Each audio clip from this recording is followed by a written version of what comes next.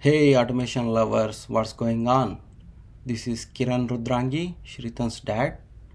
Today I am here with you guys to discuss different ways in writing custom CSS selectors for your automation needs. First of all, why we need to write a selector? As an automation engineer, we need to write code which interacts with the web element on a website so that automatically whenever we execute the script it goes and clicks automatically, so no manual interaction. That's the goal. So to achieve that goal we need to identify the selectors so that script will understand what to do, where to do. So this is most important task of test automation engineer, to be able to identify different elements on the web page. There are several element locators, but locating element using CSS selectors is the preferred way as it is faster than Xpath. The goal is by end of this video you should be expert in writing any kind of CSS selectors. So let's get into topic without delay.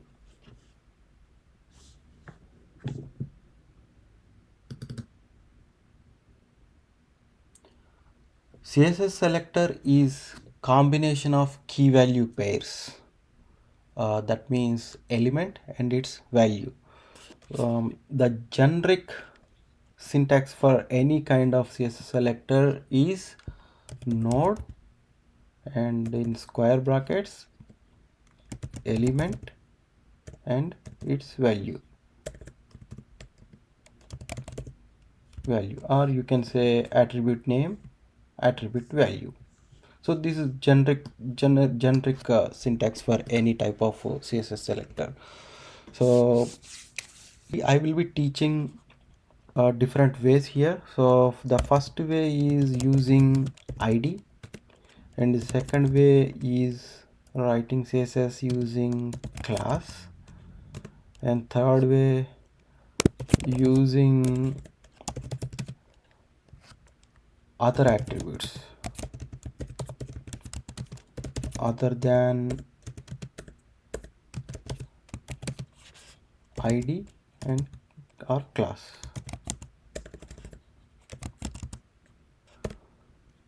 The fourth way is using multiple attributes. You can say it may be any combination of about 3 types is the fourth one. And fifth one is, this is most important, relations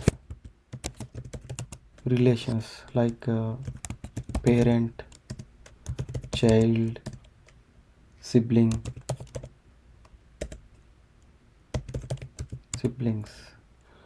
And sixth one is using text. For this demo I will be using a demo website, that is automationpractice.com. It's basically a e-commerce site where you can buy the things and you can add to cart and then pay, something like that. So if you see shirts, dresses and women dresses and all here, if you see some sorting functionality, filters, and these are the clothes or items, something we can buy. So this is basically about the site. So we are going to use this site for our demo. Yeah, the first one, using id. So this is the first way of writing CSS selector using id. Okay, let's show an example. If we see here, there is a sign in, and here you can see create an account already registered. there are two categories or two forms. So basically I am targeting this email address, so we need to write a selector, CSS selector for this using ID. Then let's go and inspect it. You see this is the element in DOM. So this is input is the HTML tag type. There might be any type. This is input type, and there are few attributes: type, class, data validate, ID, name. These are all attributes. Now we are going to use attribute ID and its value email create. Okay, control F, it will give you a bar to write our selector. See the syntax. This is generic syntax which I said. So first we need to write node, then attribute name and attribute value within the quotes. Okay, let's get started. Here ID equal to email create. Right, input is the tag type, square brackets, and attribute name ID equal to, within the quotes, value email underscore create. Yeah, it's identified. So we can use this selector for automation needs. See here, it's only one item, it's uniquely identifying. So this is one way. Let's put the examples here. And guys, here input, the HTML tag is not mandatory. Even though if you remove the tag, it will identify. Only the difference here is if you have same attribute name and value pairs at different places twice or thrice but with different HTML tags, then this HTML tag input will be useful. So when you write input, it will uniquely identify the pair with input tag. That's only the advantage, kind of extra filtering layer.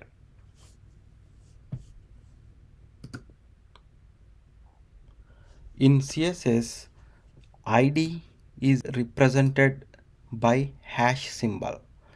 That means instead of writing the attribute ID name as ID, we can use hash symbol like this. So in that case, we no need to use the bracket also.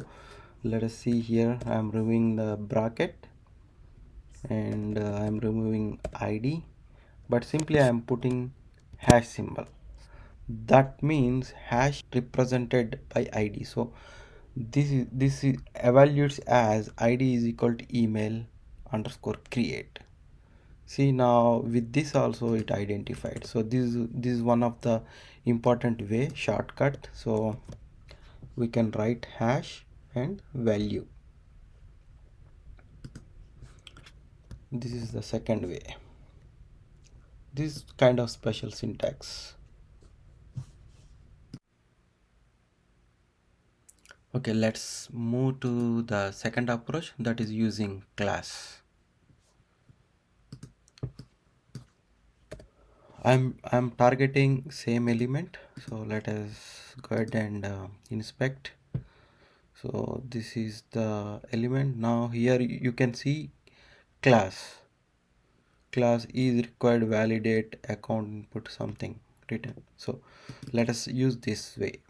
Copy that and use HTML tag, square brackets, and attribute value name and pair. Now it is identified, but you guys observed here this time 3 of 3. So earlier we have only one because it was only one with the ID, but with the class you see 3 results. So if you click on enter, you can see those 3 controls: email address, and password, and these 3 are sharing the same class. So this is, if you have only one control, you can directly use this. And input is not mandatory here also, so let me remove that. Still you can see three elements. Let me paste this here.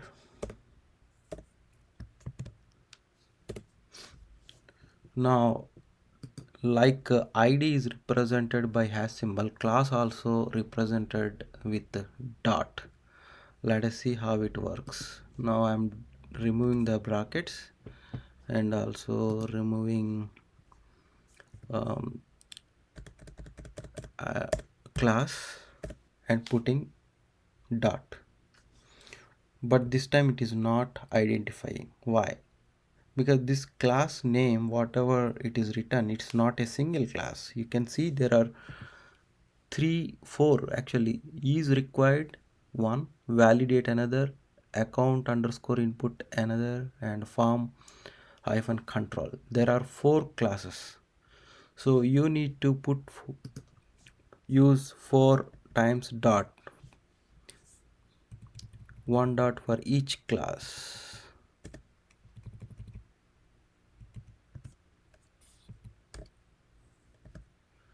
See, now it is identified, but again same three results because three controls are using. You can also write this with single class. If you remove three classes and put only one dot and is required, that is the first part of the value, still it identifies. See, still three controls are able to identify. So this is another way.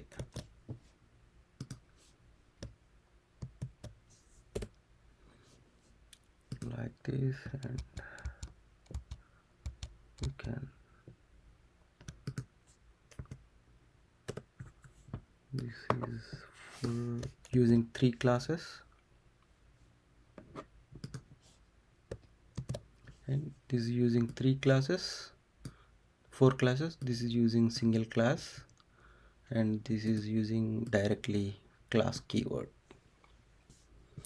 Now we are done with the class, using class. Now we can move other attributes other than id and class. This is the third type.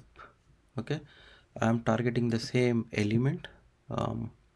Let us go here, remove here this one first, and go here and again inspect.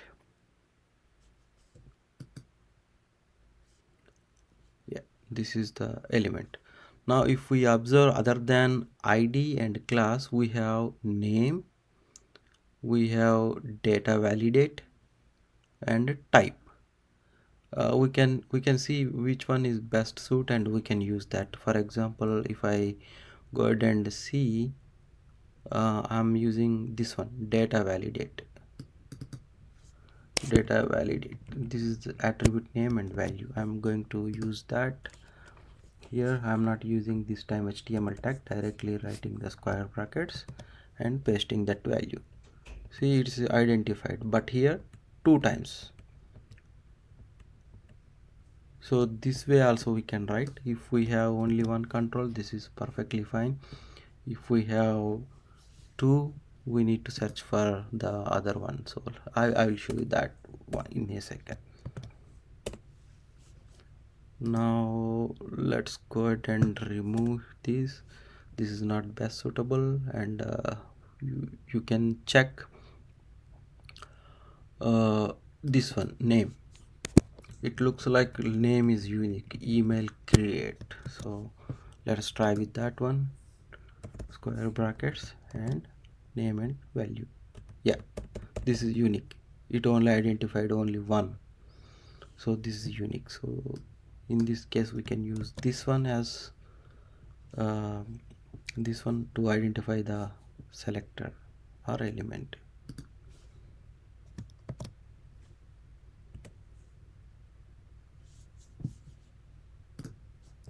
Sometimes using single attribute value may not be sufficient to identify the element uniquely.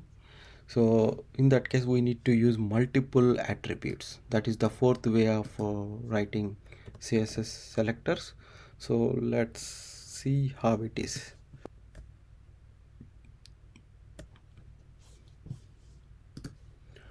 We saw just few minutes back when I am using class, we find three elements, this and this. So three elements.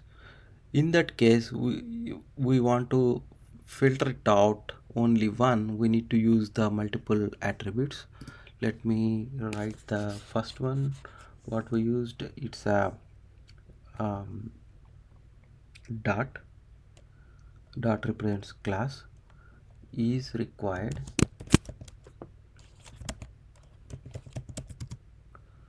So now you see, with the class is required, we are getting three controls, but our aim is to find out only one element which is required. For example, I want this one, email address. Let us see what are the other attributes this control has.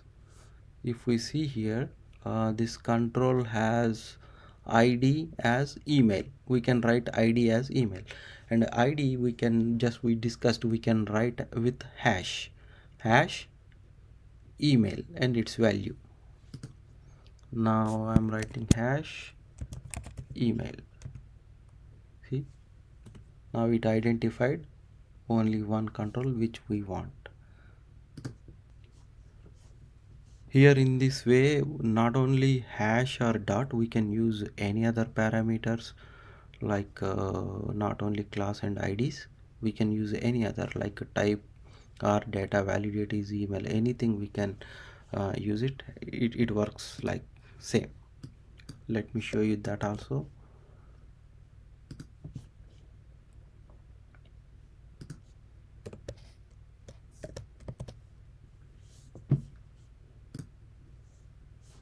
So the class for this is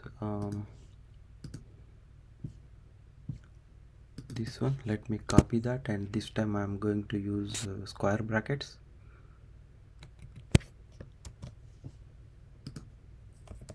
And paste that, and it identified three controls.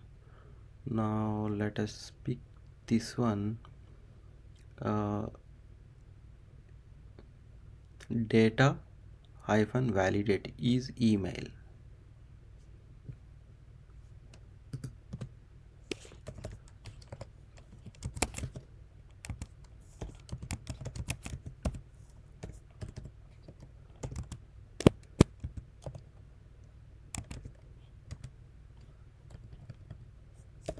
Is capital.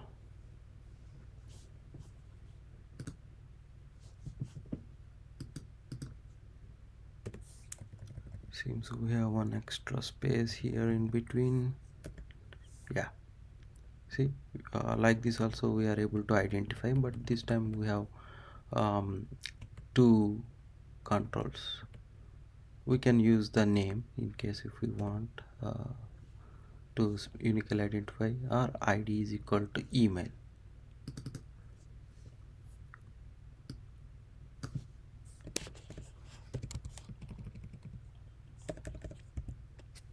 Yeah, this time only one. This is perfect CSS selector for this scenario.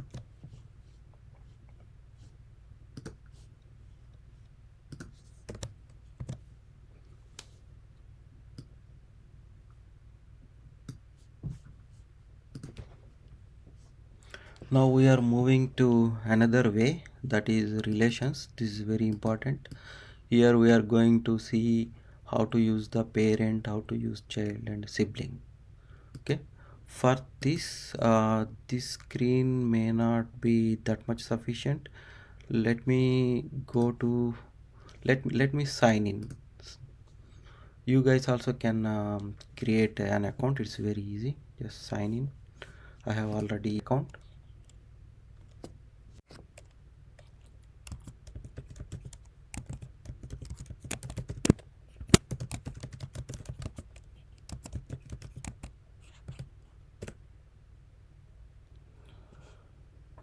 Okay, I logged in. Now if we click the first tab, women, Yeah, we can see some products. 1 2 3 4 5 6 7, around 7 products we have. So along between these products there might be, because these products might be the duplicate elements. Whenever shopkeeper adds one more product, it duplicates with the different name, so it will be, we can find out some siblings among those products or among those elements. Now let us inspect the first one. If we inspect the first one, this is image, and little up if we go, it's complete container, product container class. And if we see, it's a li is a list, so that means the parent might be unorganized, unorganized list. Yeah, this one. Okay, we have parent, and these are all childs. So if we take one child, the other childs must be siblings. Okay, let us test that one, and let us find out how we can do the identify the sibling. Okay, I'm copying this class, one of the child's class, and now I'm writing here. Let me use dot instead of writing class. Yeah, I use dot, and with that I can see 7 elements. Those are 7 children, so 7 elements: second, third, fourth, fifth, sixth, seventh.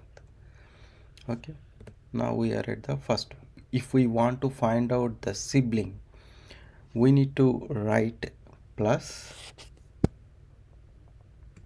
and the children tag, what tag the children is having.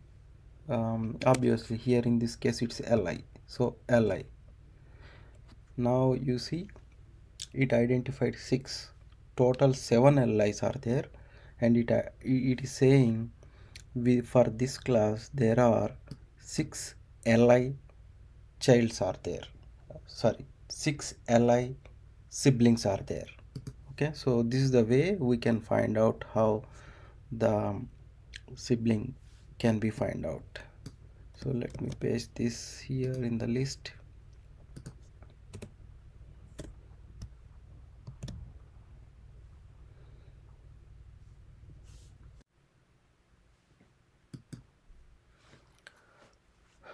Now if we want to find out a direct child, for example, we have this element, and if we want to find out a child, direct child of this element, we can do that. For this, first let me identify that again. Here this is li, and for example, yeah, product container, we can take this class. So this indicates, represent the whole block.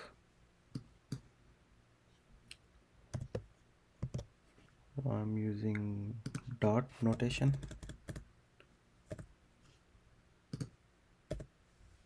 Okay, product container, we have 14, we find out 14, but actually we have 7 only. Let me see. Okay, these are in comments, so these are ignored. Okay, this is the, yeah, first 7 are just comments, so you can ignore them. Yeah, 8th one is the first one in our scenario. So here if we want to find out immediate children, for example, in this, if you see that there is left block, right block. Left block means the on image itself, right block is just under the image. You can see these are all child. If we want to find out the children we can for that we need to use the parent element. I identified parent element with the class dot notation. We can write uh, greater than symbol and the class and the class name, that is dot, here in this case dot write block. See, it identified the children. So there are total 7 identified, so 7 parents, like 7 product containers and their children's. So here it is showing only the children.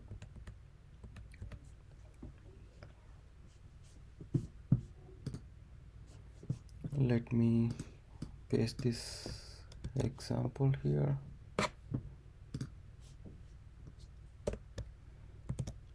So for sibling we are using plus, for child we are using greater than symbol. Okay, now if a child is not a direct child but it is there in the DOM under that element but somewhere, so how we need to find out?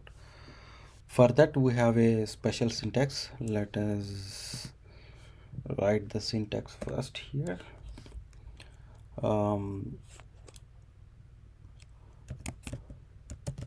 Parent CSS locator we need to write, and then greater than, that is finding the child. But here instead child locator, like previous example, we should not use the locator, we should use the tag child HTML tag. After this we need to put a colon and we need to write nth of type and index. So this is the special syntax to find out any child element wherever it is there in the DOM but under the parent. So this is nth type of we need to use, and we need to pass the index. Let us see an example here. Okay, let's find out. We have already unordered list. We can use this one, we can use this class. So this is unordered list class. Okay, I'm using dot notation and writing class. There are multiple classes but I am using one. Okay, so this is the parent, so which holds all the products or all the elements of the unordered list. If we see here, yeah, these are all the lists. Okay,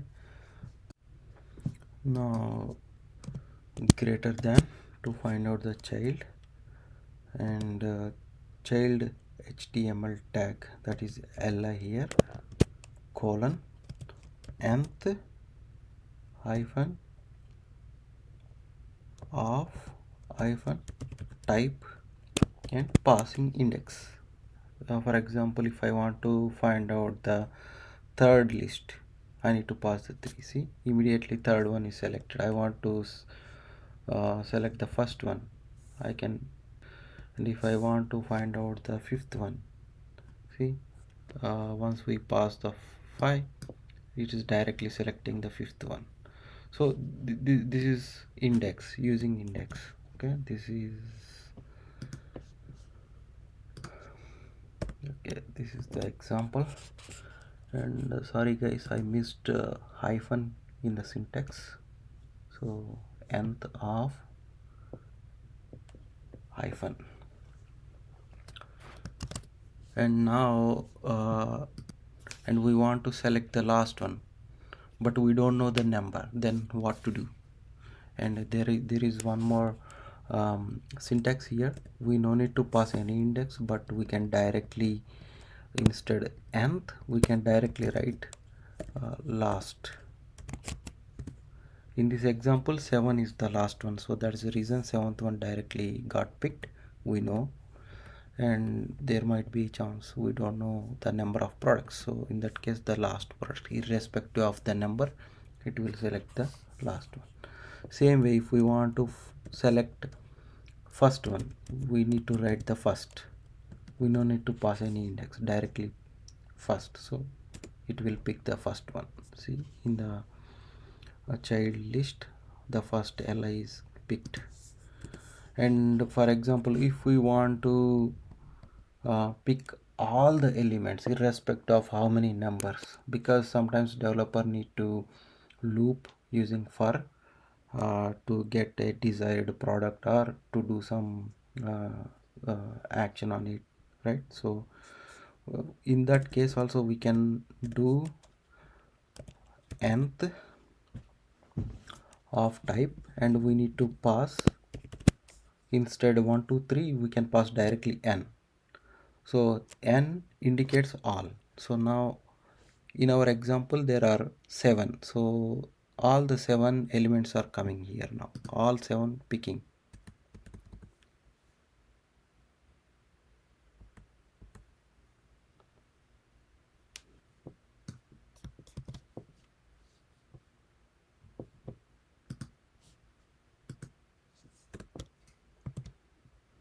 And we discussed first and last. For first and last no need to pass any index, so just I'm removing that first, and this is last. Okay, so these are all different ways to find out the element exist in the hierarchy, but not direct parent or child. Now let us discuss using text. Sometimes uh, products may be dynamic. In that case, the product ID might be generated like prod underscore 345 or prod underscore 789 or something like that, product prod underscore 098, something like that. So these are dynamic IDs. In that case we can figure it out. It's following one pattern. Prod is the starting word for all the dynamic ID values. So in that case we can figure it out the web elements using starting text. Let us see one example. Here in this DOM,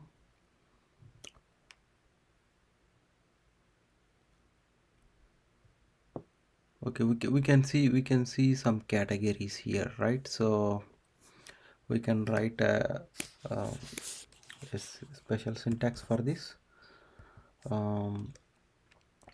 ID, and we need to use a cap symbol that represents the starting text is equal to, and we need to write whatever the text which is the pattern which is following, for example categories. So in this example, if I write CAT, it is identifying three web elements. So it's locating 3 web elements. The first one ID, if we see, ID is equal to category, so it's correct because it has cat starting word. And the second one li, again ID is category, so it's also correct. Third one ID categories, yeah, this is also correct, so it's identifying. So this is the way we need to identify the dynamic web elements using starting text. This is one example, starting using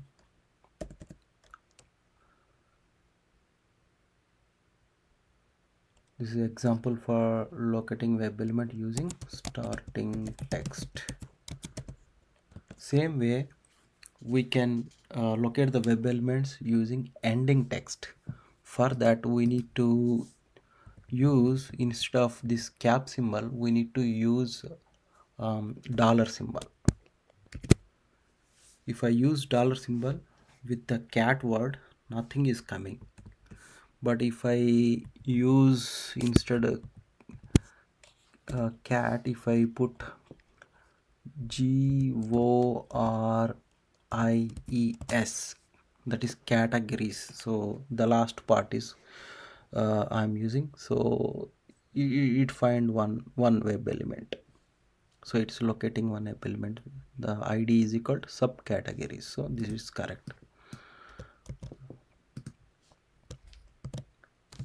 So this is locating with ending text.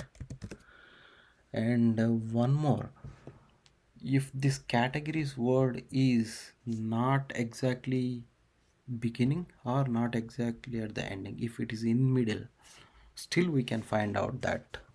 For that, we need to use asterisk star, so that finds out the all web elements which are having that value, that is containing.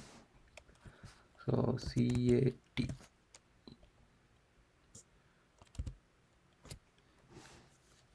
we can see two web elements now with the categories. Let us see, uh, is it picking correct or not.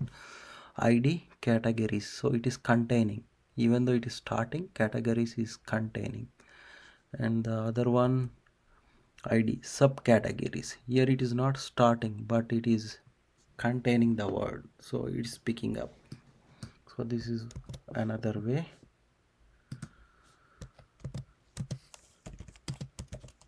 Containing text. Yeah, I think we covered pretty much all the scenarios. um, there is one more scenario, guys, negative scenario. If we want to find out something not using not, that we can also do that. For that example, I think we can go back here to the sign in screen, and here we have three elements. There is email here in create account, email here in already registered account. If we want to find out an email but excluding this email, that we can do. So we can say just email which is not. Let us see one example.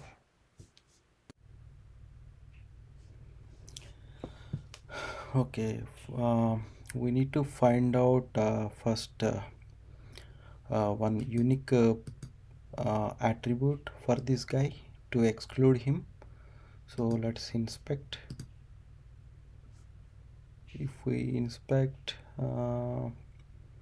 we see ID is equal to email for this, but if we inspect this guy, ID is email create, so ID is unique, so we can exclude this guy. Okay, let us see one example now. First we can write one um, we can take this one, data validate is email, so this is common for both. So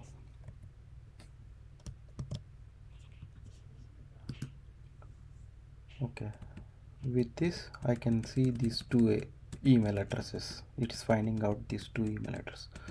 Now I need to exclude this guy. Okay, so now let us write now let us write ID equal to email. This is unique, so we need to use here colon not and this property.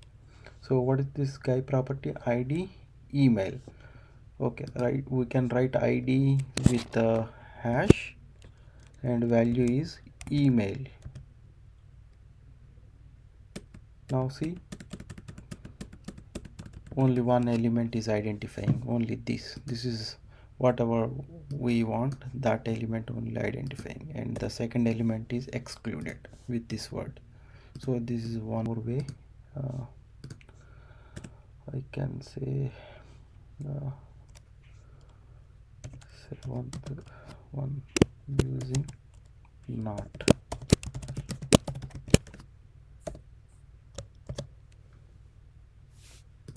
Yeah, I think we covered almost all. So that's it, guys. I hope you like this video. Do not just see and leave. Please practice, practice, and practice. That's only the way to be master. I will try to cover Xpath in my next video. Please subscribe to this channel and click bell icon so you will never miss any future updates. Signing off, your Kiran.